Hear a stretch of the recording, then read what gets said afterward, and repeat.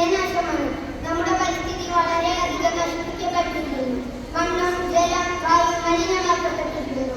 ഉപയോഗിക്കുക, വലിച്ചെറിയുക എന്നത് നമ്മുടെ ശീലമായിരിക്കുന്നു. ഫാക്ടറികളിൽ നിന്നൊഴുകി വരുന്ന മലിനജലം, കപ്പൽ, വാഹനങ്ങൾ എന്നിവ പുറന്തള്ളുന്ന എണ്ണ, രാസവസ്തുക്കൾ, പ്ലാസ്റ്റിക് മാലിന്യങ്ങൾ മൂലം ജലം മലിനമാക്കപ്പെട്ടിരിക്കുന്നു.